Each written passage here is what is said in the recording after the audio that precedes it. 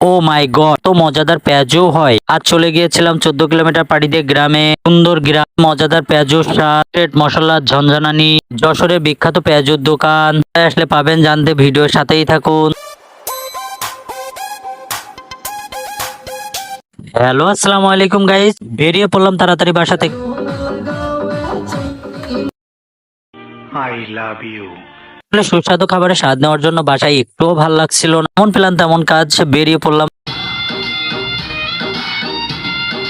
আমাদের যশোর বেনাপোল রোড অনেক সুন্দর, আরো গাড়ির লাইটিং এর জন্য আরো বেশি সুন্দর লাগে। গ্রামের যে ভিউ, চার্লি ফর ইউ।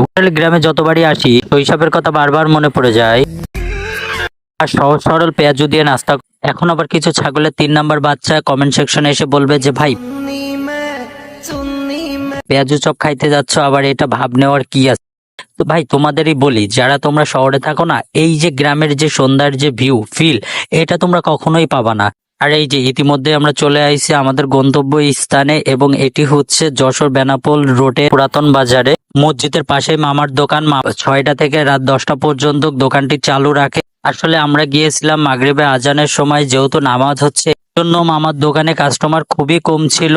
এই যে বেগুনিতে মামা মশলা মেশাচ্ছে, এবং এই মশলাটাই নাকি মামার সিক্রেট মশলা, যেটা বেগুনের স্বাদ আরো দ্বিগুণ করে দেয়। তো চপ পেঁয়াজু বেগুনি সুনাম না, মামার ছোলাতেও অনেক সুনাম রয়েছে। আমার দোকানটা অনেক পুরাতন হইলেও মামার ছোলার স্বাদটা অনেক ইউনিক। আমার খুবই খুবই ভালো লাগে, এবং আমি সময় পাইলেই মামার দোকানে চলে আসি। যাদের যশোর জেলায় বাসা, তারা একবার হইলেও মামার হাত পেঁয়াজু ট্রাই করতে পারে।